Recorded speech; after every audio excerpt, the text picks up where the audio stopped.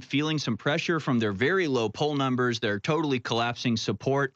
This seems like it'd be one place where they could really claw back a lot of that support. I mean, this would be a very easy thing for them to do in order to get a lot of people that right now are off the Trump train, at least not actively working against them.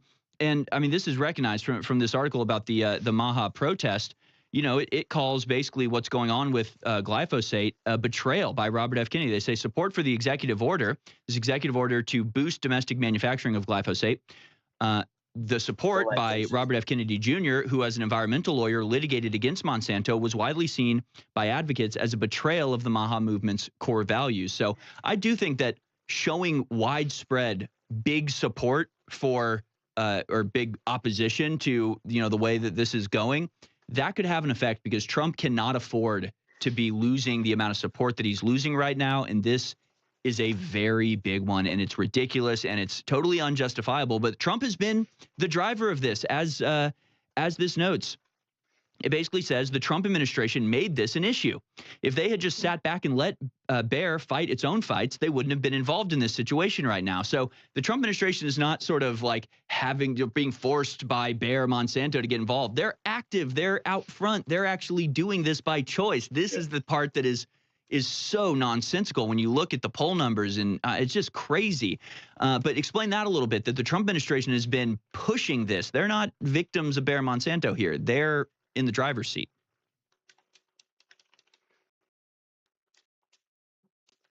Yeah, this was not an accident. Bayer Monsanto has been laying like this foundation for years. This has been years in the making. They've invested literally tens and tens and tens of millions of dollars into this push. Now, as I mentioned at the very beginning of the episode, just before Susie Wiles joined the Trump administration, she was working at a lobbying group called Ballard Partners. Ballard Partners is the largest lobbying firm that works on behalf of Bayer Monsanto and Pfizer. And their largest lobbyists to the administration on behalf of Bayer and Pfizer were Susie Wiles, Trump's chief of staff, and Pam Bondi. Yep. Okay. And with the help of Benjamin Netanyahu, again, she was his campaign manager in 2020, and Bayer Monsanto, they pushed to have Susie Wiles appointed as chief of staff.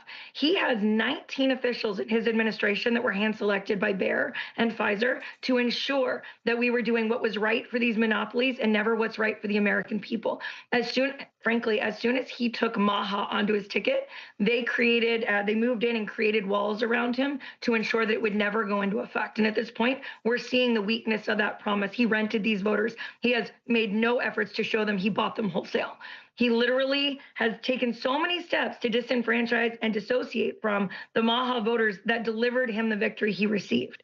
And right now, it's given the Democrats this massive opening. And I'm going to be clear. If you tell me you're not poisoning my kids, that's good. I want to hear that in the election cycle. People want to know. Yeah, and just like all this stuff, they're just giving these easy victories to the Democrats who go, "Oh, you're leaving this on the ground? Thank you very much. Yeah, we'll oppose the Iran war, we'll oppose the glyphosate, and we'll just, win off of that." Even if they don't even believe it, it's like, of course they're going to take the opportunity to run on this. And this is, it points out, this is a bipartisan effort. Maha is a bipartisan movement. There's the crunchy hippie moms on the left. There's the, workout boys on the right. I mean, this is a truly bipartisan movement, which means you could be getting bipartisan support. Instead, you're getting bipartisan condemnation. Like, this is just, it's so stupid the way that Trump is handling this. And I have to think that it's because he actually agrees with what Monsanto and Bayer are doing, and they think it's more valuable to get this done than to get the support that they would for not getting it done. So Representative Thomas Massie is going to be speaking there. Representative Chellie Pingtree is going to be there. They're listed as the featured speakers of the event alongside representatives from a variety of advocacy groups, including Moms Across America, the Center for Food Safety, and the anti-vaccine group Children's Health Defense. So again, a good swath, a good, bipartisan showing here with people on both sides coming out and saying, we don't care what party you're in, somebody's got to stop this. And the Trump administration is forcing this down everybody's throat. So a couple of big speakers there. Are you going to be speaking at the event as well? So I'm actually going to be running a documentary team because we're working on a documentary about this right now with two really large YouTube channels. And I'm going to be interviewing Cory Booker. He has just confirmed that he's going to be speaking there. All of my followers, all my viewers, you guys can come. I will be there. I'll be cheering from the very front row. I'm going to be interviewing all of the speakers as they're leaving the stage. We are hoping that Rep. Luna is going to come across the street and Ro Khanna as well.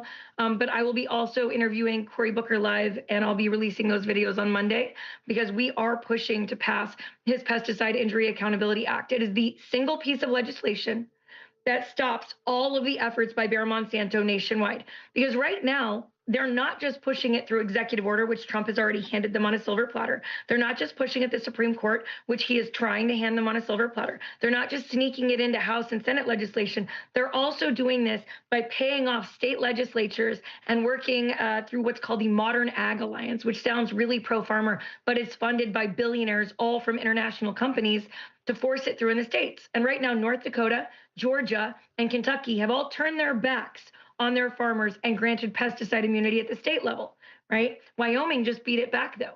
Wyoming just defeated the same effort. Kentucky, you want to talk about mistakes by Republicans? Kentucky's governor vetoed it. He vetoed it. And the Republican supermajority, down a straight party line, overrode his veto and delivered pesticide immunity. Right. In Kentucky. Right. They just did it 2 weeks ago. But right now, if we pass Cory Booker's bill, the Pesticide Injury Accountability Act, that grants a private right of action in federal court. That means that a farmer in North Dakota that's been now disenfranchised by this decision, right? A farmer in the Carolinas, a farmer, that's where they're trying to do it right now, in Georgia or Kentucky that's already lost their ability to seek damages if they've been injured or if their family loses their father, their mother, their son, their daughter, right? They would get to bring that case to federal court and they would have that opportunity again. And again, you know, no one's ever going to accuse me of being a big fan of Cory Booker, but I love that. I love that. I'm not gonna crap on that. I'm gonna support him for that. Good for him, and thank you, Cory Booker. Like, you know, yeah, I'm not some crazy partisan. I want results, and I want American people to be protected, as I would think most people do. And again, just looking at the political side of this. We've got this again from the same article. 7 in 10 women polled support limiting pesticide use. More than half of the women in the poll said the Trump administration had not done enough to follow through on its promise to make the public healthier. Again, like, what is the downside here? You make people healthier. You get support from both sides of the aisle. You give a black eye to the, you know, big multinational, international corporations that are destroying this country. And so it just, you know, to me, it's the capstone. It's another example, but a really visceral example of the way Trump is abandoning his core promises and doing it in ways that he's not being forced to. He seems to be choosing to do this.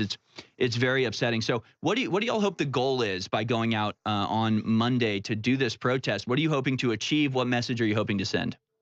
Well, there's a lot of different things we want to achieve. I'm not one of the organizers. I'm literally a participant. I'm here recruiting for no reason at all, except I hope more people come and advocate like I'm advocating for this.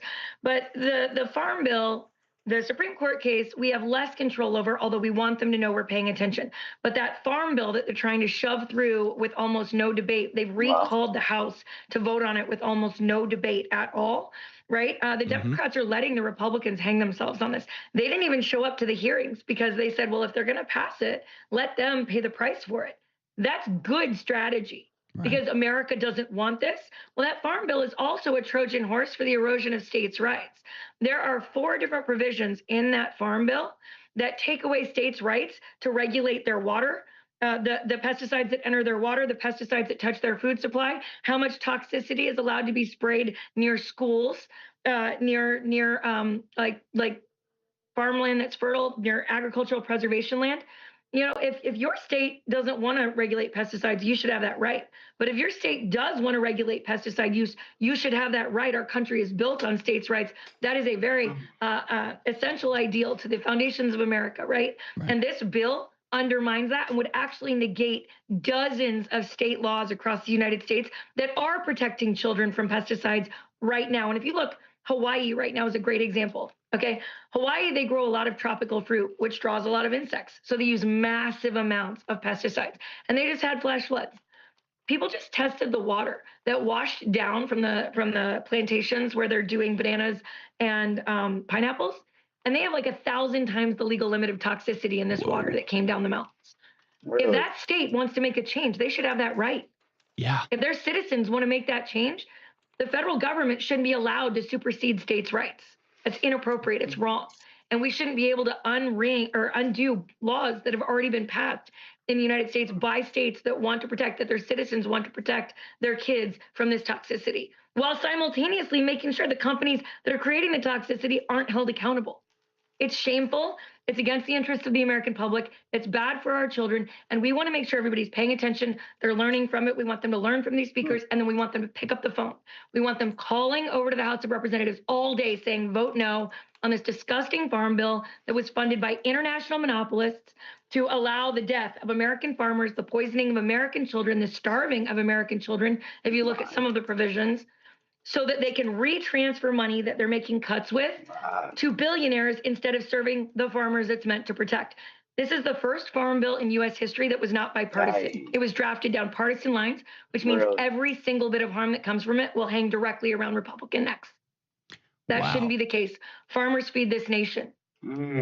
Yeah, I did not know about that. And again, it just seems like another one of these things where, you know, what is the upside? You know, I talk about this with like Allison Spanberger because she got in and passed all this crazy stuff, and I would always be like, what even is the argument for like not requiring rapists to pay bail? Like, who is that benefiting? The rapist? Like, why are we doing that? I feel the same way about this. It's like, yeah, we're helping the rapist here. We're helping Monsanto. We're helping the biggest, most deadly, and not even just they're big, so they're bad. You know, people get mad at companies just because they're perceived as greedy because they're so successful. But no, these people have killed hundreds of thousands of Americans. Like, it's not even debatable. It's right here. Roundup has been implicated in over 180,000 cancer lawsuits since 2018. That's 8 years. 180,000 cancer lawsuits. No wonder they want immunity. They're going to go bankrupt if all these lawsuits go through. So yeah, it's just one of these instances where it's like, of course they're going to try to pass it quietly, you know, while everybody's distracted, because there is no argument for this. There's no argument for how this would ever help the American people. And here's another stat for you if you want to throw up. Glyphosate has been found in 60% of food in America. 60% food we eat has glyphosate at the time that we eat it. No wonder everybody's weak and stupid these days. I mean, this is the real chemical attack. Yeah, I absolutely agree with you. And one of the things that people don't realize is farmers don't want to use these products. There are hundreds of thousands of family farms in this country that don't want to use these products, that would love to use regenerative farming and organic farming. And we could make farm bills that support those efforts. If we're going to give subsidies to farmers to help them, for the record, farmers wouldn't need these subsidies if we hadn't allowed blatant, horrifying monopolization in their industry.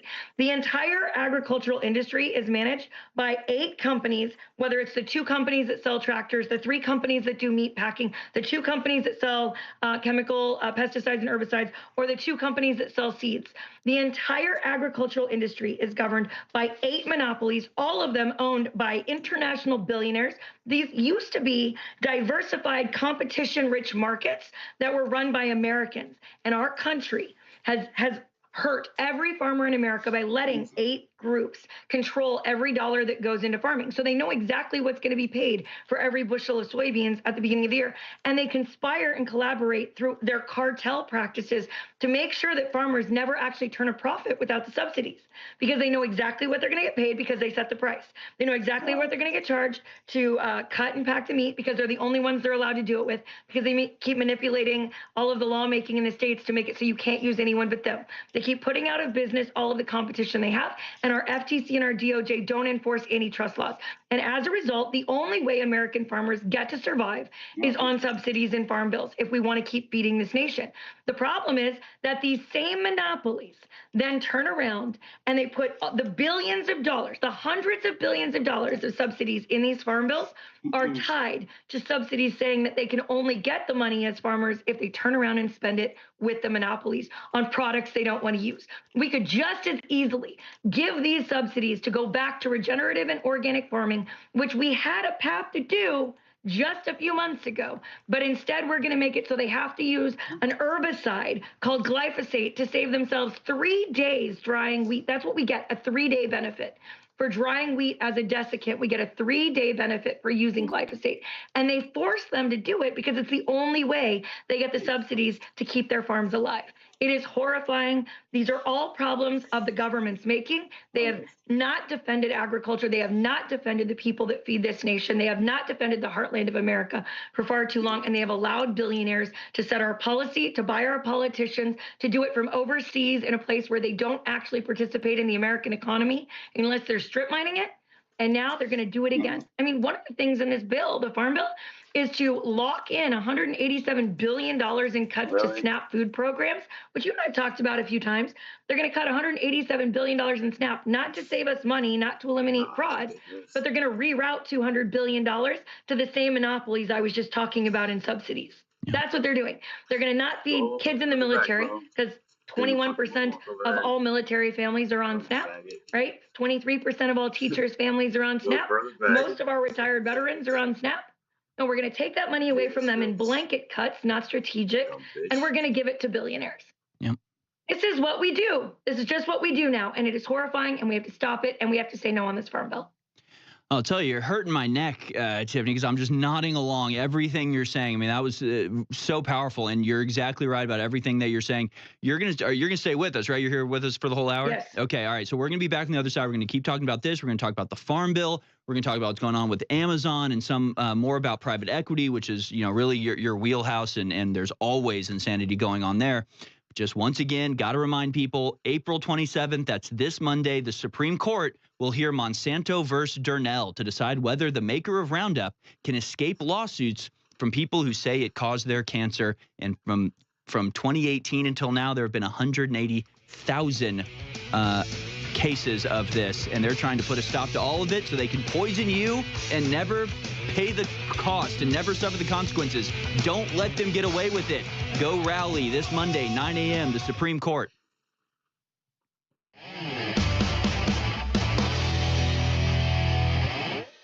The great folks at Bigley, our main sponsor, they fund like 90% of the operation. They give away an amazing American-made vehicle, super truck, you name it, every month. And there's a crossover period at the end of each month where you have the old offer and the new offer for 1 week together, where when you buy any product at thealexandrostore.com, you get put in to win both. And in that last week, it's always was 50x entries 100 times. And most people that win do it during this period. I think basically everybody. And so you get the Ford Raptor Custom H1 Hummer. These are incredible. Plus $20,000 cash. You can win one or both. For each dollar spent, 100K entries in the sweepstakes. Also, flash offer today. These sales are totally insane. We're giving you $10 free just to check out all of that. $10 comes off on anything at thealexandrostore.com. Could be bovine colostrum, could be Shilajit, could be methylene blue, methylene red, could be anything. And that offer is, that runs till Monday. That flash sale runs for 3 days. And then we have the 5 new modern but updated World War II trench daggers with the skull crushers all murdered out, brass knuckles, 10-inch, double-edged, razor-sharp, stainless steel. And they made 5 designs. I only designed one with the Christ is King. Can I let you beat me? Just quit now. On one side and the Jerusalem cross on the other. I thought that was not. I said yesterday, I said, I don't think this is the best design. This is my design. These others are so amazing. Turns out that most of the sales are going to sell out today. So my design's most popular. You realize what my marketing is. Whatever I think's cool, it's just cool. I didn't even say this is the cool one. Get it? The audience is just like me. Oh, we want that. It's like that. Oh, there you go. What I like is what I promote, and you seem to like it too. So that's just how it works. So we just launched 5 new trench war daggers. I thought they would probably sell out in a few days. They are. They'll be sold out by Monday. You are the InfoWar, Molon Labe, Liberty or Death, Don't Tread on Me, and Christ is King with the Jerusalem cross. But I think that'll be gone. But these are limited edition. When they told me they had 1,000 of each knife, they have like 700 of each knife. So they will only produce 300 more of each because it is limited edition. So it'll be sold out by Monday. Another 300 will come in of each, and then that's it. And then we'll have new designs. But these are all limited edition as well, laser etched. So you talk about bad. I personally like the Spartan one with the Spartan phalanx and the Molon Labe. Personally, I think that's the coolest art there.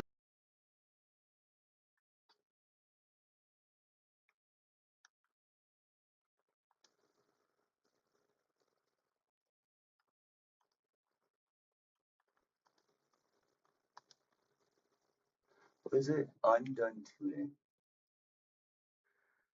Just answer me one question since you quit, and that's fine. Why do you consider yourself a garment for the torso? Which is a tunic. It's kind of weird. I'm not even complaining about you quitting, but just answer this. Why do you consider yourself a piece of garment that's for the torso?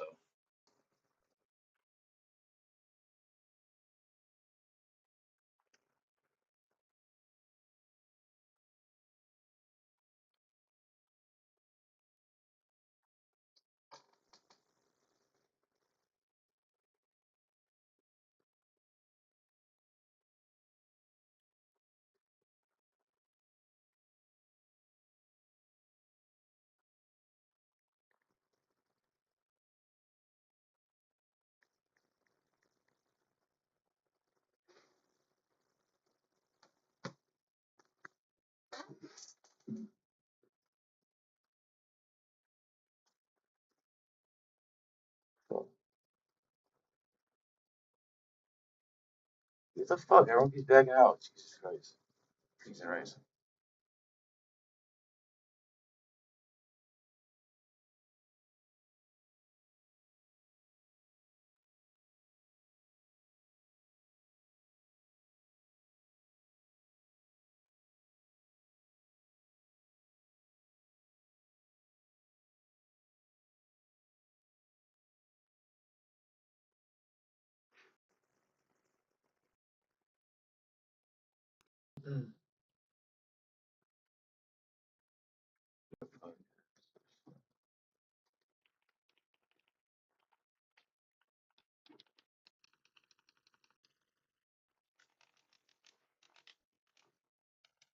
Boom.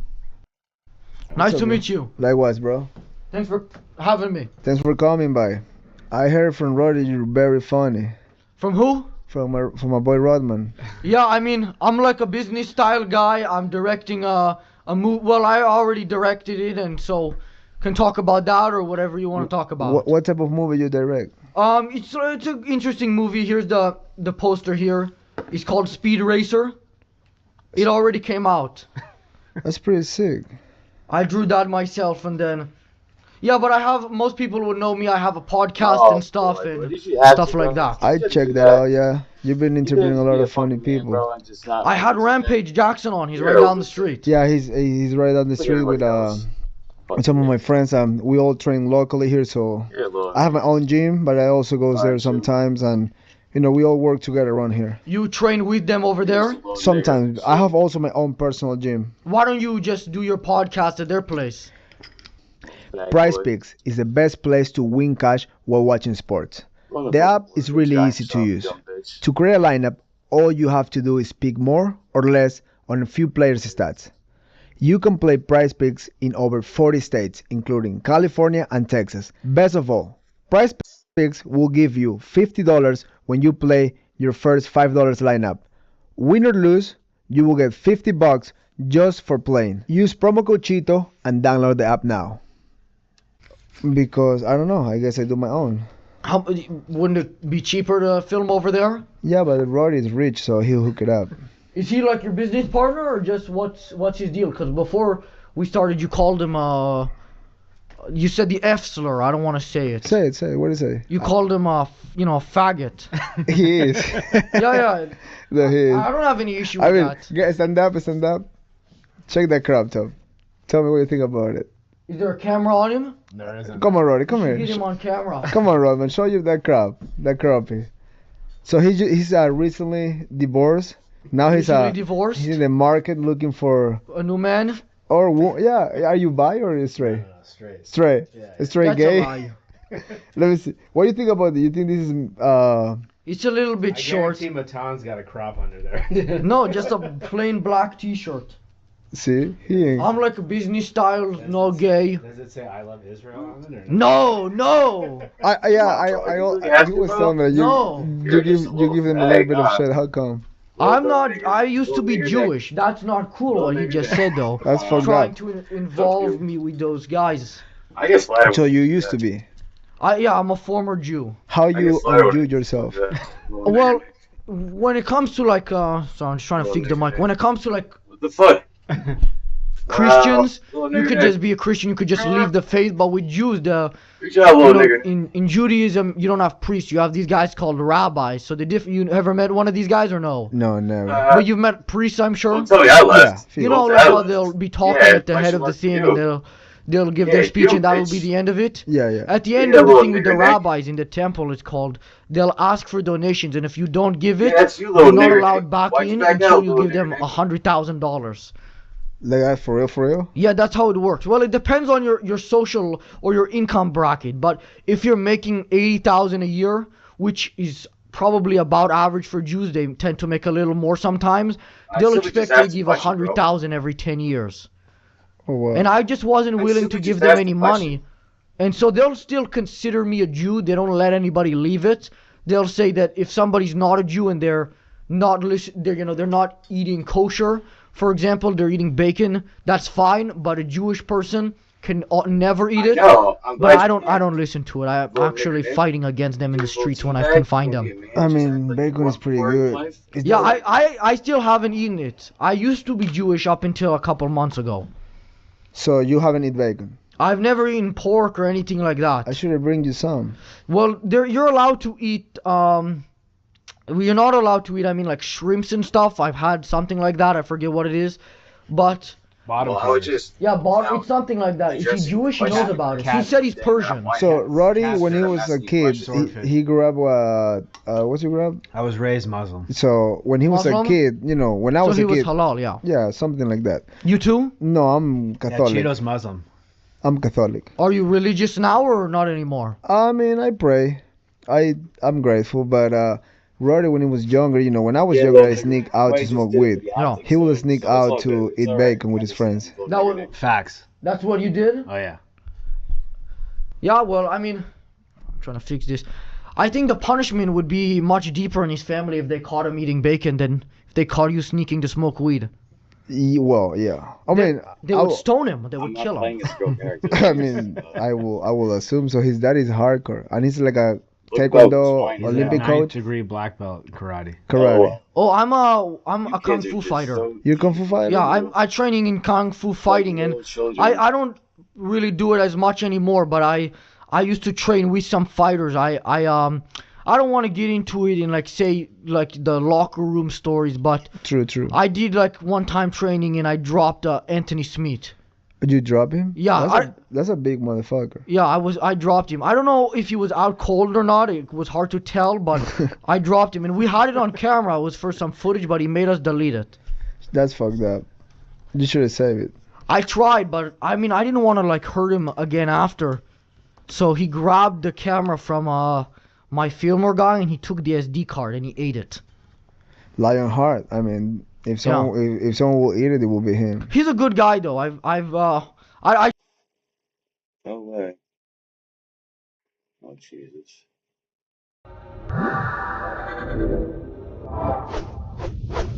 All right, little nigga, whatever makes you flip your boat. It's good to see you, Danny Jones. You're You're in back. your lair now. I love this shit. Oh, Yeah, little man. nigga, whatever It's good to floats your boat, have you man. back. It's Been a about while. 4 years. Yeah, 4 years since I was on here, and then we did the Fed Fest a couple times. Yeah. But I haven't seen you like we talk every day, but I We haven't talk. seen you in the flesh for the last 2.5 years plus. Yeah, we do podcasts pretty much every fucking week over the phone, but now it's nice to be in person, bro. I know. And we're going to get you and Joey D, turning you guys into Florida men. We're going to get you guys some vitamin D, get you guys a little tan before we That's send you right. back up to New Jersey. Bro, I'm telling you, last year, and he had the same thing happen. From September to October, we went down about 12 shades of tint. like we were tan as fuck. And then overnight, it was like we went into fucking Norway with Jon Snow. Like it was just done. But, it's nice getting a little vitamin D. We've been whacked this whole winter, man. Snow. It's crazy. Bro, I haven't seen snow since I was like 8 years old. Well, I can show you some. But you've been killing it, man. I mean, I know we always talk about this on the phone, but like to be here in the pyramid that was supposed to be a cathedral, but I like that people are calling it a pyramid. It's a mixture between a pyramid, a cathedral, and that room in the movie Dune. Yes. There's only one disappointing part of this whole place. What is it? Yeah, you know. Well, the fake stone. The fake stone. Well, what are we gonna? I thought it was real. I thought. Did you really think it was real? And you know. Well, then we did our that job. place in Egypt. Then the set designer did his job. He made Julian Dory think it's real. Yeah, it would. But it's like.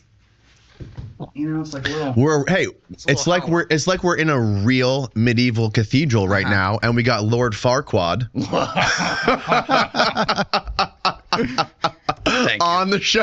Thank you. Give it 2 more months. It's got to grow back in. The Jersey Farquaad. I'll take it. I love the hair, bro. That's a new look for you. Yeah, I took a little too much off like 2 months ago. It needs another 2 months to grow. So you're growing it longer? Yeah, because it's all fucking cut up here. So my it looks favorite look of all time that you've ever had was in the beginning of your show when you had it coming out the back of the hat. Yeah, it was down to here. You had it coming down the back, bro.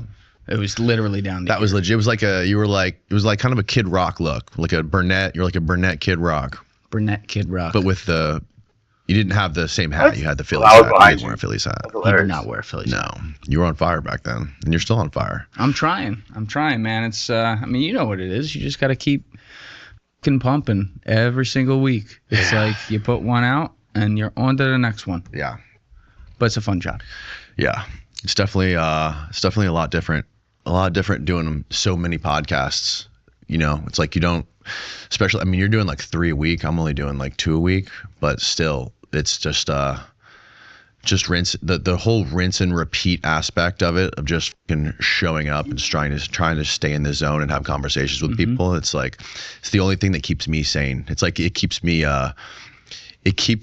accountable, because I have to be accountable to the people that are coming on the show. I was like, I got to show up here and I got to be somewhat awake. You got the star waking you up all night back at home. That's the problem. I got a full 40 minutes of sleep last night, bro. 40 minutes. A full 40. Well, you got this 0 caffeine, whatever, to not help you out, apparently. Yeah, no. My wife made me a beautiful espresso and orange juice. There you go. To keep me alive. Espresso and orange juice. That's pretty cool. Dude, it's the move. I'm telling you. Look at how look at the filtration of that too. Like the pH levels, get it down low and then high. If you leave the espresso, if you pour the espresso early when it's still cold, and then you dump the orange juice in, and then put the espresso on top, it leaves that little line there. It makes it look fun. Yeah. Yeah, Very cool. man. So the middle kid's been waking you up every fucking night all night? Yeah, no, we put him to bed and he's back in our bed. We put him to bed at 8. He's back in our bedroom at 9:30, maybe 10 at the earliest. And then we put him back in his bed. He'll be back in our bed at midnight. Listen, he's a star. He's high maintenance. Every 2 hours, bro. He's high maintenance. It's okay. He is. Both the other kids sleep like angels. It's just a star. But yeah, that's my retirement plan. Yeah. When he's 18. Yeah, I'm lucky I got my wife. Taking him out and he's becoming a great actor. That's what we're doing. I'll be his agent. This kid, if you have not seen his middle kid, he's got the dome up there. It's like the 10th planet. He's growing into it. Yeah. I mean, he's growing and he's got main character syndrome. He's got issues, bro. He's got issues. Every middle child has issues. Yeah. You don't know. You're an only child. You don't know. No, but I have heard that a ton. Yeah. The middle kids are the ones that get the least amount of attention, because the first ones are like, they get so much attention. They're the real star is the first child. And the second one, it's like, okay, we've already fucking done this dance before. Then the last child is like, oh my God, it's our last baby. We got to coddle this one. You know, she's going to be, we got to cherish the moment. And the middle child gets fucking left out, and that's him. Yeah. So he's experiencing the trauma of that. And that's going to be useful later. That trauma? Yes. In Hollywood? Yes. There's not going to be no Hollywood when he grows up, bro. When he grows up, it's just going to be fucking AI hell. Everything's going to be fuck dolls everywhere and AI everywhere and social media, bro. The social media we know today is going to be like a forgotten thing. Yeah. We're going to be tapped in with our minds. Jokes aside, you're right, man. I don't know what it's going to look like, but it's going to be very, very different. We're not even going to be able to think our own thoughts anymore, bro. It's just going to be, we wake up and then we're going to have just fucking news headlines piped into our heads on a subscription model. Something. It's like a Neuralink just pounding it right here. Yeah, I don't know, dude. It's just I can't imagine it's gonna be good. Well, I think now's the moment where people are more aware of that potential type dystopia thing in the future, than they ever would have been in the past. You know what I mean? Like, and it's the time right now to shine a light on the people who want that. And I mean the bad people in charge, the people we've seen in that Epstein class, the people that are in charge of the technocracies and all that. And I do feel like this can be a real fulcrum point rather than like this giant, holy shit, everything's fucked, which it's easy to feel that way. I certainly feel that way sometimes looking at this, especially since no one's in prison for things like the Epstein stuff. But like, you know, these people used to be able to do all this stuff strictly behind closed doors. Now, you know, you got citizen journalists harassing them outside places, as they should, you know, appropriately. Don't punch them or anything. Don't give them what they want. But, you know, certainly ask these people what the fuck they're doing. Why are you trying to take technology and invade our privacy? Why are you using the politicians that you buy to legislate in things very quietly in the middle of a bunch of other legislature that's going to lead to that potential fucking future where you're waking up and you're chipped in the head like you're saying? Yeah. I feel like the more headlines I read and the more Twitter I scroll, I just feel like the more my brain is fucked. Yeah. All the news and all the headlines, and it's all about another fucking country, some shit that we're so disconnected from. Like, are we supposed to give a fuck about that? Are we supposed to give a flying fuck about some like religious extremists fighting with some private industrial like war companies that make missiles and people that are getting paid to do all, like, it's too much, bro. We're not supposed to pay attention to this kind of shit. It's not healthy, bro. It's not healthy. I don't think it's fucking healthy. I just don't. At least not for me. When people make it the entire meaning of their lives and, you know, they do a job that's completely separate from that, I think that's unhealthy. But I think some of the awareness, even if it's like a whip-em-a-roll here to where people went from living in a society where you weren't aware of any of this stuff to now like, holy shit, I can't take my eyes off it because I can see it all the time. Like, that's not healthy. But if you can kind of pull it back to a place where you know what's going on, you know what you're voting for, and your vote probably doesn't really matter that much, but you at least know what's going in there and how things are affected around the world, and more of the average person understands that maybe the future will be slightly different. Maybe you move that, you know, estuary possibility that could go this way or that way, and you just slightly move it off this way instead of the bad way. I don't know. Yeah. I don't know. We're fucking podcasters. What are we going to do about it? Yeah, I don't know, bro. I was listening to this thing this morning. I was sitting in the sauna and I was listening to this LeBron James meditation app thing. And he was talking about remember when they were playing the fucking, he was on the Cavs 2015. They were on their way to the finals. I think it was the second round. They were playing the Bulls. And I think it was game 4. And they were down 2-1. And really, LeBron. Jesus Christ, bro! I don't. Did you watch that series? I remember all those years. I'm trying to remember this series though. I can't place it. So and this is after was, D Rose, long after he blew out his knee. So Jimmy Butler's the guy now. Jimmy Butler's the guy. Yeah. And they were down 2-1, and it was game 4. If they would have lost this game, they would have been down 3-1.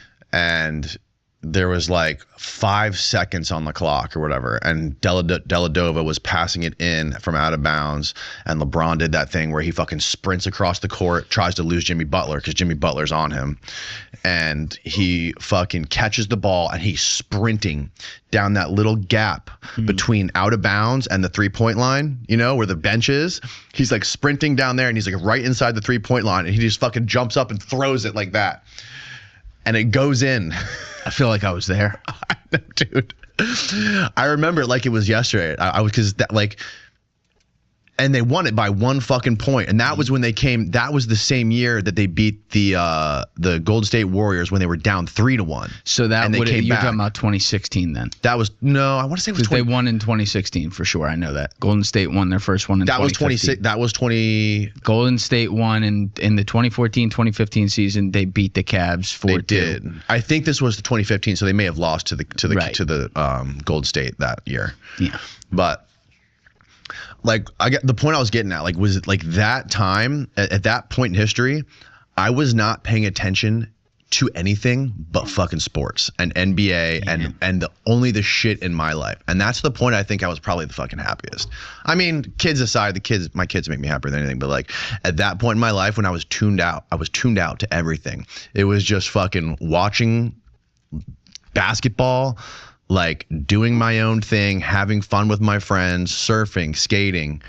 And like, it wasn't until after that I got woken up to all this crazy shit. Well, the pandemic happened. And that changed the world. A couple years after that, It changed the world in every way for all the things that came after it that technically, I guess, had nothing to do with the pandemic, but really everything kind of has to do with that. Mm-hmm. And I think there is something to be said for that. Yeah. The other end of it is like, I'd be reminiscing. I was like, man, I miss that part of my life. But that's what I'm saying. Like the one end of it is like, all right, well, is that just bread and circus and we're not supposed to pay attention to anything? The other end of it is like, is that healthy? I think it's healthy. I love sports. I think it should be amazing to be able to escape from something. I can't stand when you go on Twitter and a fucking sports game's on and you got all these retards on there commenting about whether or not someone did something that they liked or wear an end racism fucking tag on their jersey. I don't give a fuck. I'm here to watch thumpity thumpty thump boom. I don't want to think about it. I'm with you. But at the same time, you know, we're at that moment in the fourth turning where there's just a lot of shit hitting the fan. And it does suck. But I think like the perspective for someone like you, like looking at it in your seat, like you got the great things in life figured out. You got the family, you got the kids, you're happy, great marriage, good house, bills paid. You've made your own way, completely self-created from the beginning, being a great filmmaker and documentarian, eventually also becoming a great podcaster and building that. You built this from the ground up. Like, that's a pretty fucking amazing thing. And a little bit of money from Israel helped. A little bit of money from Israel. Yeah. You got your $7,000 check every week. But still, you know, that's not check that much. Keeps the lights on, you know. It keeps the lights on. But like now, there's times where in the course of your job, like, you know, it's kind of like that Tommy G quote I always say where you can't boil the ocean, but you boil your pot. Like there's a part of it where you're boiling your pot a little bit, where you're covering things that really fucking matter, and you're not going to be perfect.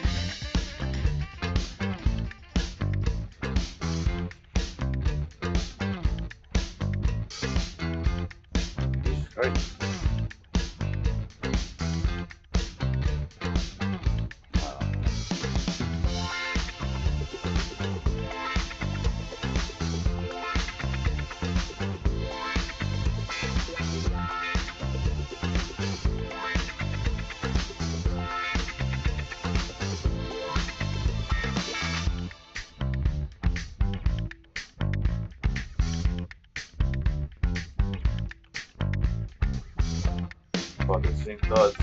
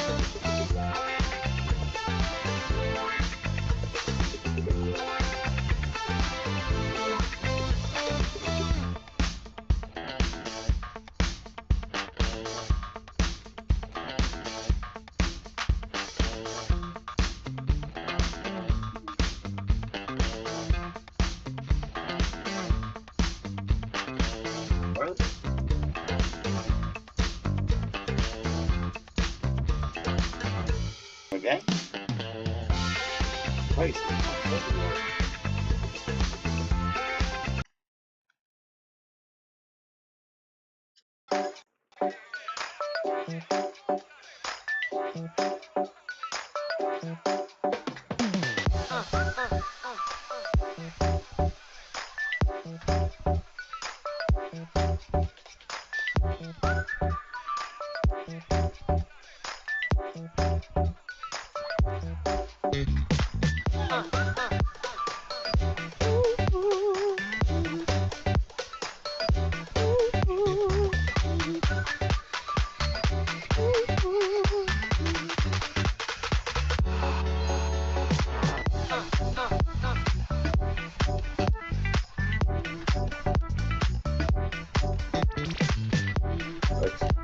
Fuck.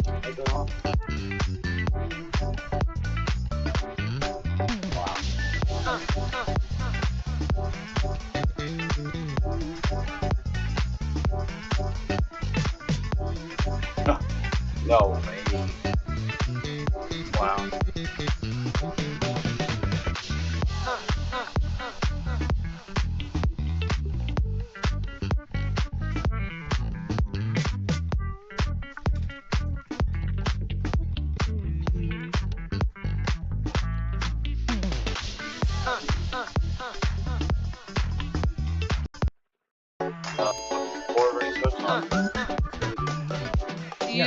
Let's go live on Jim and D. Jim Jam, you're live. Hi, everybody. Jimmy, can you take those ear things out unless you want them? Yeah, these are the new kind of headphones, right? That the earbuds that they don't go inside your ear, which is why I like them. And so,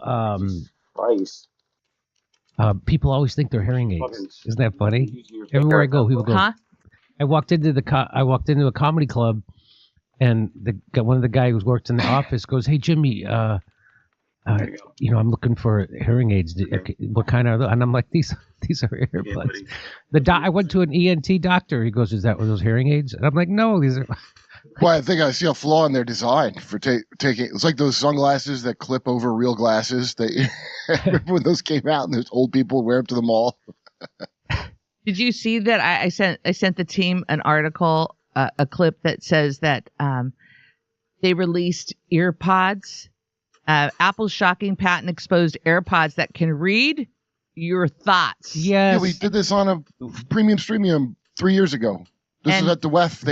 They have the technology and monitor your brain in real time. What they're saying is that those earbuds just look for brain activity, or for some reason it seems suspicious. They're like, no, we're just making sure you're not dead. Brain really? health. Why would my earbuds want to know if I'm not dead? Wait, but we know they have said that technology. They said they're going to sell it this way. Yeah. That's what she said. Brain health. The lady who from the WEF giving the speech with that animation. Remember, the lady wears earbuds and she gets like it was fucking crazy. Your boss can make sure you're focusing. You are yes, and they can know what you're focusing on. So we know they have this technology, and so it's now the quickening is happening. It is all happening at once. You are going to live in a 15-minute city. You are going to be surveilled 24/7. You already are, by the way, because I saw another post, and I have to look into it, that your cell phone has been recording you even when you don't know it, and it's all being logged. And there's a link. I haven't clicked on the link. It said, here's the link. Click and put in your number, and they have all these recordings of you. I could totally believe it. I haven't. Okay, this is an old story I'm going to tell you right now. Remember Pokemon Go, where you'd be hunting Pokemon? Yes. Yeah. And it was real popular, and people were getting hit by cars trying to get a rare Pokemon. Right, I remember that. Well, that company, what they were doing was mapping out every square inch of everything, and the rare Pokemon would be in spots that it's hard to spy on to get that information. So all that aluminum spray they've been geoengineering on top of us, idiots playing Pokemon Go gave them all the rest of the information. And this was I remember hearing this story and just forgetting about it. What was the point of it again? The Pokemon, tell me. They mapped out every inch of everything. Oh, understand? Yeah, I got you. Okay, so, and then now with geofencing, I was watching a video before about why you can't get away with murder in 2026, which, by the way, I beg to differ. But I can't, and you can't. That's why, because we're geofenced, like how Israel watches what they're saying at churches. Yeah. geofences them in, see where they're coming in and out and whatever. So yeah, no, they've every single thing everyone's been using has already built the machine. I could already tell when Twitter looked like a crazy person's brain years ago. That's what everyone's been doing. That's what it looks like. Oh, I'm not a robot. You got to point to the motorcycle if you're not a robot. Yeah, how many people responding with ridiculous establishment talking points and pro-Israel talking points have a name like Gunther 56498, Joey 64222. It's like what? Who puts numbers in their? Someone not putting in the effort, Jimmy. That's who. Yes. With the I'm not a robot, it was to train an AI. So when it goes, point to the pictures of fire hydrants here, so I know you're not a robot. That you have to do. What you're doing is training an AI to recognize the fire hydrants better. And that was actually people secretly training AI as well. Okay, well, it's a brave new world. It's 1984. It's worse than you thought. And yes, they can control the weather. We're going to talk about that in a second. But first, I want to get to more bad news for TPUSA. You remember this? Nobody showed up to see Erica Kirk talk in Georgia.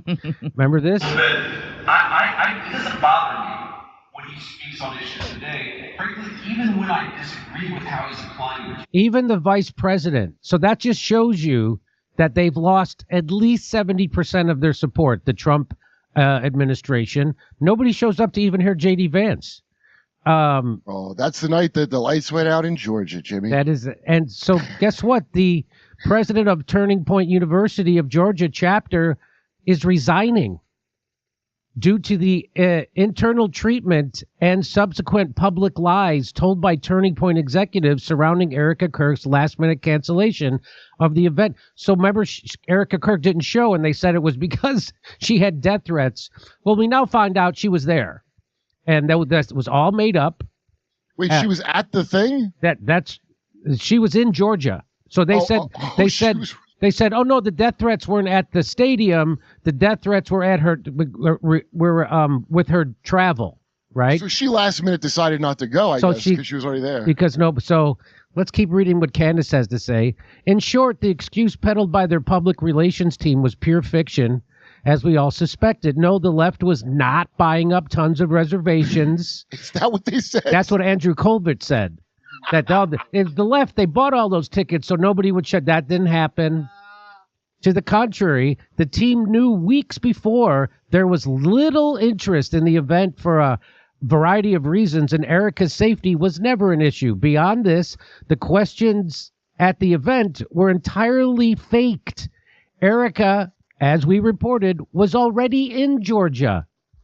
Now, both of the Secret Service and the UGA chapter president is claiming that Turning Point not only lied, but rather extraordinarily blamed the public because Erica didn't want to hit the stage. And so it makes you wonder if the head of the TPUSA Georgia chapter acted on purely moral grounds, or did she simply refuse to wear the aluminum foil jumpsuit and come out to fireworks? Evidently, the requirement for all positions of leadership in that organization requires a jumpsuit and fireworks. There it is.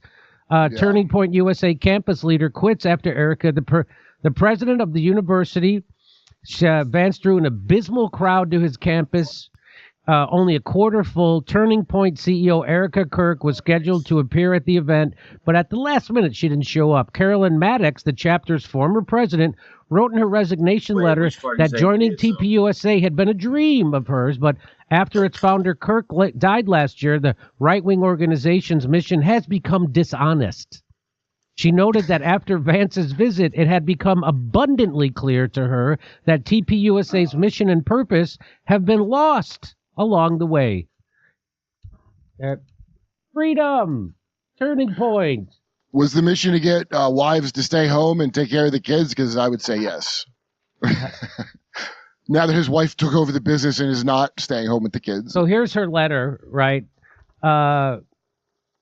Turning Point was founded to promote truth, fight for conservative values, encourage independent thought, and defend free speech. However, it became abundantly clear to me following the event April 14th that TP's USA mission has been lost along the way. It became evident to me the organization's current direction no longer aligns with the principles upon which it was founded. I witnessed firsthand what I believe to be an organization's true direction following Charlie's passing, and I have a significant concerns in its messaging and its current trajectory. In light of this, I'm resigning. Charlie spent his life fighting for truth, and I do not believe he would stand for the blatant dishonesty now being spread by the organization that he built. His mission was never about numbers, appearances, or relevance. He showed people the beauty of just having a conversation and inspired a generation to make a change. His mission was never about performing, but about encouraging my generation and future generations to stand up for what is right and to fight for America. Wow, pretty strong stuff. When I was starting out in comedy, I would come out to rooms that were sparsely crowded. It made me want to quit, but the nachos were so good in the green room, I just had to come back. Where did you start? Andrew Colvett, who took over Charlie's podcast after he was shot and killed last year, tried to spin the low turnout by claiming it was left-wing protesters who had infiltrated the event by reserving tickets, which somehow resulted in hardly anybody bothering to show up. What? Some college chapters have previously expressed similar sentiments to Maddox's. The TPS chapter in Arkansas disbanded after Erica visited it last month. The chapter's former president, Dino, whatever his name, Fantagrossi, echoed, sounds like an Iranian, Maddox's grievances and said Arkansas's chapter members were put off by how Charlie Kirk had been used by TPUSA since his assassination. Vance's visit to Georgia and Erica's no-show has also prompted TPUSA to change course for its spring tour, in which conservative personalities debate college students. At the most recent stop on the tour in Baylor University in Waco, Texas, all media were denied access to the event. This is the opposite of Charlie Kirk. TPUSA said the press restrictions were due to the venue they rented, but Baylor said it was clear about expectations with TPUSA from the beginning. Turning Point USA chapter president, Turning Point officially collapsed after a disastrous. Yes, it has. The truth be so. Here it is. Here's the woman. The most damning evidence, the U.S. Secret Service took the unusual step of issuing statements confirming there was no credible threat against Kirk that night. If there had been a viable threat, Vice President Vance would have never been allowed to take the stage, but he did. The receipts are in. Turning Point didn't just lose a chapter president, they lost their credibility, 100%. The resignation letter written by the University of Georgia's Turning Point chapter president is worth reading, though I doubt she will ever receive an apology from anyone on the executive team. We can at least share and hope that J.D. Vance sees it classy and well stated. I can't explain how much it breaks my heart to see what this organization has become. Fully elitist, everything Charlie resented. Do you know how many small, half-filled events me and Charlie did early on? Charlie would have been on that stage. It wasn't about the crowd size to him. And then here's Blake Neff. Everything Charlie resented. What Charlie would resent is a narcissistic psychopath. I think he's looking in the mirror and Erica's standing next to him. Because a narcissistic psychopath is Blake Neff, Andrew Colvett, the amazing Mikey McCoy, and Erica Kirk. What Charlie would resent, harassing a widow. We're not harassing a widow. We're pointing out that the head of one of the biggest and most powerful political organizations in the country is a fraud. By the way, harassing his widow. Oh, the kindly old lady up on the hill. She's going to her house and the bitch wears a sparkly suit and runs a fucking political organization. It takes in millions of dollars. Fuck you. Yeah, exactly. Could you imagine if Jackie O took over the DNC the day after JFK was shot and everybody was like, hey, you can't criticize her? Can you imagine? No, you can't. You can't. You imagine that would be hilariously ridiculous. But let's just show you just how much the TPUSA is completely bastardizing and changing and perverting Charlie Kirk's message just around the Iran war. Right? Now, a lot of people think that he was killed because he was standing in the way of the Iran war. That certainly was a big part of it. And let's listen. Iran does have a conventional military. They are a proud and they are a big country. Possible case scenario is Iran says, okay, you humiliated us. You killed all of our leaders. we're going to go make this a regional mess and try to get as many people involved as possible. They're going to go after Americans. They're going to go after Saudis. They're going to go after everybody imaginable. That's just happening. to create a big mess and to try to draw the world into it. Because understand, the Iranian people are widely respected and not necessarily. You never hear that. You never hear that the Iranian people are widely respected. You never hear that. Here we go. Are always in sync with leadership. But if and when the people of Iran feel like Persia is being defaced and humiliated and disrespected, we don't know where that is going to go. And that's my final reason why I am always skeptical of military intervention. And when a lot of the sometimes warmongering wing gets too excited, you don't know, actually. You need to have a lot of humility. And here's what they're saying now after Charlie's dead and the war is going full speed. He also always did have trust with the president, and he would look for the bright side of things. And he was an American patriot, so he would pray for our success once that began. And I just want to... So once he'd be vehemently against, he would go to the White House and scream at the top of his lungs about Trump and tell him not to start the war. But once it did, he would go, yeah, okay, I'm on board. That's according to this moron.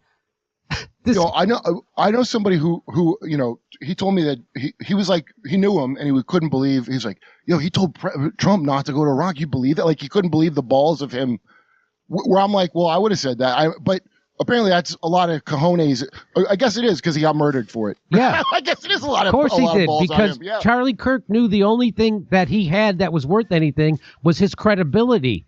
And Donald Trump was about to ruin his credibility because he supported him for president as a peace president, and he's doing the exact opposite. So, of course, he's going to do that. He's going to scream at the top of his lungs because you're wrecking my credibility, and what do I have except that? So there's more. Listen to these morons, Kurt. It ought to offer perspective on how I think he would have felt about this. And that's not to use Charlie as a shield. That is not to use, say, everything just revolves around him. That's exactly what they're doing. They're trying to use Charlie as a shield for this war. Because he's not with us anymore. But I know people, all of us are feeling the lack of Charlie in a moment like this because he was a natural. I don't know if you could see that it says, keep pressure up. Regime change in Iran would be a catastrophe. That's Charlie Kirk.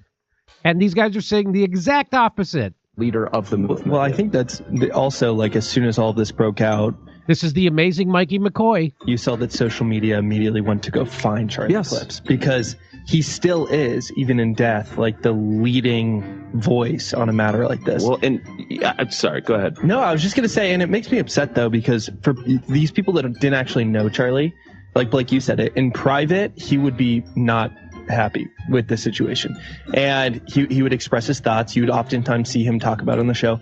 But then as soon as this would happen, he would come out and flip completely and lie to his audience. That's what they're saying. Well, if he would do that, he'd still be alive. The president, he would try to calm people down. And so it's really irritating for me to see so many people on social media. As Kurt just said, if Charlie Kirk was willing to do what the amazing Mikey McCoy just said, he would still be alive. He didn't do the thing that you wanted him to do the one time, and so they killed him. Have the opposite reaction, to use his voice to actually cause chaos, to actually cause fear of the situation, to actually cause hatred of President Trump in this whole ordeal, when actually that's not what he would want. Friday night, Shabbat Shalom. Stop. Veil in due time. I am so excited. Yeah. Stop. So that's from Phantom Pain, and Phantom Pain says the dead man's name is being used to sanctify Israel's war machine. This is not remembrance. This is desecration. That's exactly right. I mean, unbelievable. He wouldn't spread chaos and fear. You just said that this lying bitch was under threat of assassination. Right. And who's spreading chaos and fear? Remember when they'd say if you like Trump, you're a terrorist automatically? You remember that? And you're doing it right now. Everything that TPUSA says is a projection. Every criticism they have of Candace Owens or anybody looking for the truth is a psychological projection, and it's obvious. And I've got some hilarious jokes about TPUSA and Erica Kirk, and you should come see me in Burbank, California, May 7th, Tulsa, Oklahoma City. Hey, May 23rd and May 20. We're going to be in Atlanta, Georgia, May 23rd. May 24th, we'll be in Raleigh, North Carolina. Or do you say Raleigh? North Carolina. That's coming up quick. So that's Atlanta, Raleigh, or Raleigh. Spokane, and then Tacoma, and then Levittown, New York, June 26th and 27th at Governor's. Go to jimmydore.com for a link for tickets. Over to Steph. Okay. I say relief, by the way. You say relief. I have C2C2 message received. Wink, wink. Thank you so much. Happy fuck Israel Friday. Stomach worm. My goodness. She's a filthy whore. Oh my God. My fixer. She's a trad wife. Charlie and TPUSA never stood for honesty. Billionaire-funded talking points spouted to teenagers for profit. Universal Earthling. Hard hitting. Okay, ready? Back to Jim. Remember what Zygmunt Brzezinski said, who was the advisor to Jimmy Carter. He started the Trilateral Commission. He's the father of Mika Brzezinski on Morning Joe Ball. And Big News, I think is how you pronounce it. Big News Brzezinski. He said technology will make available to the leaders of major nations techniques for conducting secret warfare, of which only a bare minimum of the security forces need be appraised.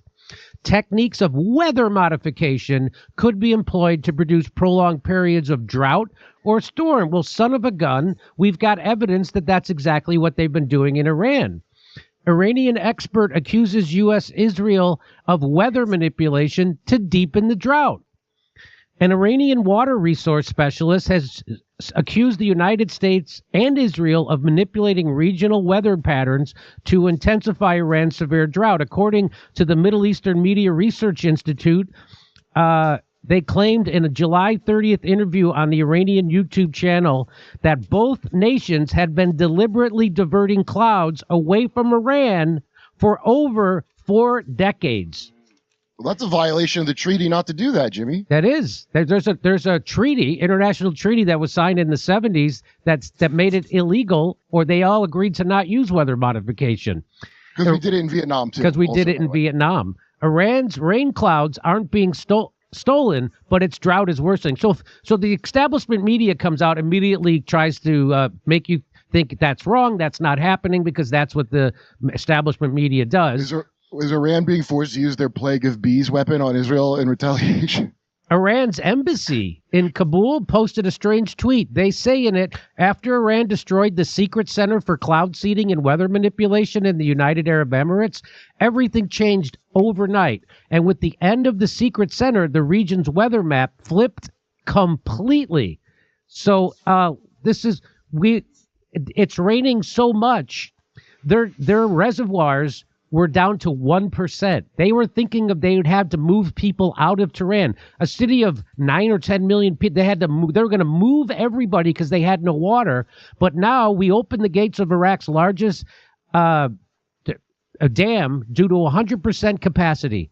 The dam hasn't reached 100% capacity in years. Underground water sources have started to overflow, and this is what it looks like. That's what it looks like now in Iran. No way. Water everywhere. Water coming up from under the ground. And here, Iran destroyed American. So when Iran hit, they say they destroyed their weather modification plants, right? When Iran was hitting all the Gulf states because we had bases there. And then they also took out their weather modification. This is what the reporting is, right? So nobody can confirm this for sure, but this is certainly what it looks like, and especially after Iran Kabul tweeted that out. Here's what Tucker Carlson and our good friend Dane Whittington had to say about it. And Tucker, they're being used as a form of warfare. And we know that. We have countries like Iran, constantly demonized, of course, as you well know. Immediately after 9/11, we have the list of countries to be targeted given to General Wesley Clark, a list that clearly existed before 9/11 even occurred. Subsequently, every one of those countries, every one of them, endured a once in 1,000 year drought. statistically, mathematically, that's impossible without climate intervention operations. And we have the leader of Iran on the floor of the UN, on film, on the record, stating NATO was cutting off their precipitation. We have Iranian top scientists recently stating NATO's been doing this for 40 years. Destabilize the food supply by destabilizing the rain, and you destabilize the population. Here's more from Dane. I'm saying that we know the technology exists to steer storms of that size. So why would we think they're not using these type of operations? We have historical precedent. Project Popeye in Vietnam was so successful at controlling precipitation. By 1976, they passed the INMOD treaties forbidding weather manipulation for wartime purposes, but not over a country's own population. The Chinese government has long since openly stated they were engineering snowstorms with endothermic reacting elements. These are patented elements that can literally transition a rain event into snow. They were so successful in China, they caused billions of dollars of damage to Beijing, at which time they began to be less open about this. Everybody covered it. CNN, Popular Science, The Guardian. But if you bring that up here, suddenly you're a tinfoil hat wearing nutcase. And if you want to hear testimony in Congress, this is real. This is from C-SPAN. Here's testimony in Congress talking about how the Navy has been doing this. Hang on. Thank you, Senator. The Air Force has gotten great value. I'm sorry, out of HAARP in the past. the Air Force. Sorry, here we go. Thank you, Senator. The Air Force has gotten great value out of HAARP in the past. We took over from the Navy. So he's talking about HAARP. That's the program to do weather modification and shoot energy into the ionosphere. We managed it and actually did a number of experiment campaigns up there and have finished our work that we were interested in doing up there. We've moving on to other ways of managing the ionosphere, which the HAARP was really designed to do, was to inject energy into the ionosphere to be able to actually control it. And but that work has been completed. Mr. Fletcher, another question on the. So they got it figured out how to control the ionosphere. That's just what he just said. Okay, here's more. In an interview with the Los Angeles Times on April 21st, you said that you told the Associated Press that the American government has created weather tampering techniques so that the New World Order will be able to starve millions of Americans and to control the rest. Would you explain what you were trying to say? Well, what I was trying to say is exactly what I said. There is weather control techniques. We have a complete package on that, which I did not bring, but I certainly will see to it that it is brought in for the record. Number one, the entire patents on the equipment. Number two, Senator Claiborne Pell's complete statement and story of his own that not only does it exist, but that we even utilize it as far back as the Vietnam War. You might want to touch base with Senator Pell. I just want to repeat before I turn to So yes, but we do have all that information. You're saying the government has created weather tampering techniques so that the, quote, New World Order will be able to starve millions of Americans. Worldwide. Millions of Americans, and to control the rest. Yes, sir, and that's my belief. As bizarre as that sounds, if somebody had told me that equipment even existed 10 years ago, I would have thought they were nuts, sir. And at this point in time, we have all the documents to prove it. And if you think that 85 tornadoes takes place in the middle of our growing area by simultaneous accident, I'm sorry. With the equipment that's already set up internationally, and as bizarre as that is, it is proven and documented. We will supply you with those documents. As bizarre as that is, I would say that weather wars, and this is quoting actually Senator Claiborne Pell himself, that they are the greatest weapon ever created in the world, and that's the senator's own statement. So yes, I do stand on that. Thank you, Mr. Fletcher. Thank you. Here's a little bit more. Geoengineering allows militaries to command and control the battlefield, to throw communication signals much further and more efficiently in an ionized atmosphere. So power, profit, and then the most troubling one, and this is very hard for people to get population control. What we might call population control. To control the weather, and he who controls the weather will control the world. So that's LBJ. Yeah. He who controls the weather will control the world. It dawned on me many years ago that the official story we've been presented with about what is called climate change, it seems to be incomplete at best. Few in the civil sector fully understand that geoengineering is primarily a military science and has nothing to do with either cooling the planet or lowering carbon emissions. When they say we're waging war on carbon dioxide, they're literally, as you just said, waging war on life itself. This transhumanist impulse to merge the human species with the machines and technologies that we've created. Breathing consciously and strategically is the portal into more mindfulness. I think really awakening to our potential as humans. For those humans who don't believe, as you said earlier, in geoengineering, please understand that there are literally tens of thousands of pages of public records all over the world indicating ongoing weather manipulation and climate modification projects for almost 100 years. So there you go. That's what happened. So they use these high-powered. Well, let me. You know what? Go to Steph for just a second. Let me show you something. Okay, it's coming. Hold on. It is coming. Is this it? Yes. You know, you may not be aware of this.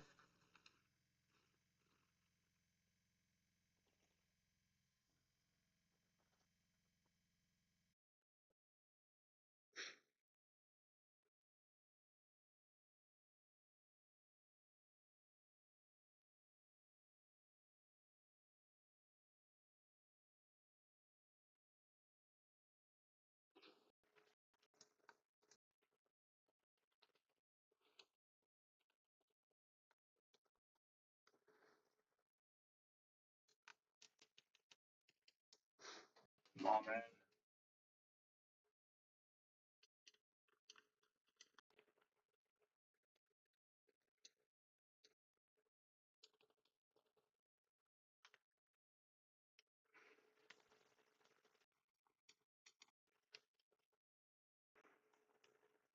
What is an AI pen test? Well, this is the latest buzz in the security world, and in 60 seconds, I'll attempt to explain how it all works.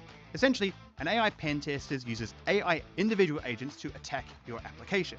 This is very different from something like dynamic security testing, which has existed DAST, because the agents can apply logic and change their approach based on responses that they get. This means AI pen testing is really good at finding things like IDOR or broken access control that traditional scanners can't. You can launch your pen test by first defining its scope. It will then use over 200 agents to go through and test your application for specific vulnerabilities, adjusting its approach along the way. Bro. John, great to have you back on. Great to be back. Thanks for the invitation. Of course, you're everywhere. I see you everywhere. It's crazy. And people are loving you on Minect apparently, because I see you every day. You're getting Minects. People are asking you questions, and you're actually getting back to all people. The time. Oh yeah. And you know, I looked at the Minect the other day. I'm like, why am I not in the super heavyweight yet? You're close though to super heavyweight. No, are you almost there? Yeah, I think I am. Because you're first place in the heavyweight right now. So we have the heavyweight champion in the house right now. So I got a lot of things I want to talk to you about. Especially with recent stories with SPLC that you saw that story broke. I'm curious to know what you think about that. The FISA thing, which is like, hey, Nixon, Carter, we thought we were going to get away, but now we're kind of like, well, let's keep it. I want to know why you think we're doing that, what the motives are. I have my own ideas of why I think we're doing it. I want to know what you think about it. And then you said something about the vault, which was like, what is this vault? What was it called? Vault 17 or Vault 7? Vault 7. I want to hear about Vault 7. And a few other things with the scientists. You saw the whole scientists where some of them are disappearing, suicide, or missing, or who knows? Like you can't find these guys. 4 of them being from NASA, and then JPL. The other 4 were from nuclear fusion and weapon, and then 3 are apparently high clearance security, not really a direct contact. One of them recently, David Wilcox, who said he wasn't going to commit suicide in 2022 in a tweet, apparently just took his own life, which is pretty wild. But I want to get into one thing right off the bat. You were on a podcast, and my phone started blowing up. And I'm like, why is everybody texting me this? Look what John said about you. What I said, John is about to get on the podcast. Joe Rogan Podcast, check it out. The Joe Rogan Experience. Train by day, Joe Rogan Podcast by night, all day. What's happening, man? Good to see you. Yeah, you too, man. Hold on up to that microphone, sir. All right. You were fucking great at that McConaughey thing last year. I really enjoyed that. That was my first time seeing you perform live. It was really cool. Right. Thank you. It was very cool.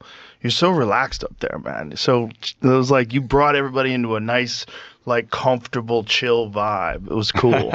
I'm glad you guys felt that way. Sometimes it takes me a minute to get into the groove, Yeah, but it felt like that, it felt like you were in it. Like it brought the whole crowd into it too. That event that he does, the 2 events, the one, the singer-songwriter one, and then the other one with the auction and everything, they're so cool. Such good events. Yeah, they're good people too, Yeah. And really grown to just appreciate the community around here in Austin and the Hill Country area and all of that stuff. I definitely wouldn't have the career, I don't think, if it wouldn't have been for the community around here that just supporting songwriters and music and the way that they do. It's pretty incredible, you know. And when they get behind anything, it's just like, it just feels so good to see that many people come together and you know, have that support. You know? It's a really good place, man. Austin is a really good community. It really is. A very positive place in a lot of ways. Yeah. I mean, nothing's perfect. There's no perfect places, but it's really good. Yeah. I like it so much better than when I was living in California. It just Mhm. feels like real people. Just I miss it, man. I mean, I'm in the process of moving back to Texas as well. Where are you at right now? Outside of Dallas, Texas, out by Tyler. But I've been in Topanga Canyon in LA for years. Jesus. You know, so I've been in the middle of it and doing that Hollywood thing. Every time I get across the state line, it's just like that weight comes off, and you're just like, man, I'm home. You know, so. Yeah. Dude, you had the coolest fucking character on Yellowstone. It must be so fun to play. It was so much fun, man. I laugh. I always talk about it. I felt like I had like one of the easiest jobs there. You know, it's because the character was kind of a smaller role, and you know, most of the time I'd work like 1 or 2 days a week, and then the rest of the time I'd just be like fly fishing and get lost in the mountains and just disappear out there. Yeah, it was awesome. God, Montana's awesome. That show made so many people move out there, though. I know. You're gonna take your license plate off your car before you go.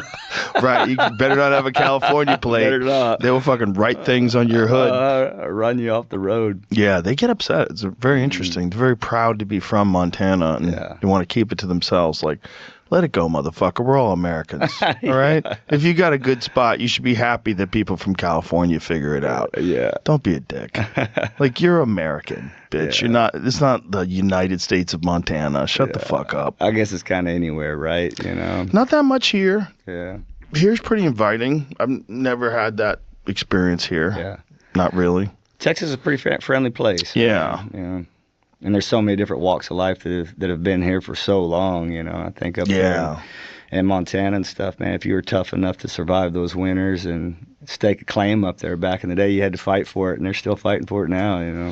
That does make sense. I mean, and that's also one of the things that's highlighted by the whole series, all the different Yellowstone series, the older ones with Harrison Ford, and, you know, they really do explain in a lot. I mean, it's kind of a cool chunk of history to see like how this all got started, how the kind of people that had to survive out there when, you know, all you had is a fireplace. Yeah, that's it. You got a fireplace. I love all those mountain men stories, you know, Jim Bridger and all of that stuff. It's just like, man, and there is something. You get up there in those mountains, mountains get into your bones, it gets into your blood, and it's a different thing, man. It's a spiritual place. It is, and it's like the most potent art. Like it's nature's art, and you don't think of it as art, but God, it's so beautiful. It's like like sometimes when you're up there, you just have to stop and look. Like, God, this is gorgeous. And it's overwhelming if you haven't been up there. It gives you a feeling. There's like it's almost like a drug that hits you because of the beauty of it all. Like you take it in with the blue sky, you see the clouds and the mountain, and maybe there's a lake below you in the canyon. You're like, God, this is gorgeous.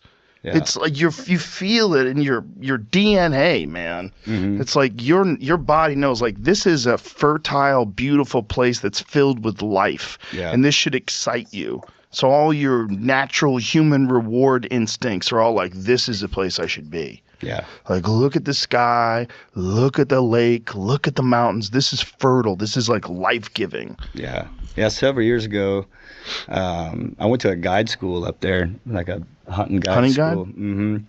And it was a whole pack school. I mean, part of it, I grew up cowboying and ranching, but I've never really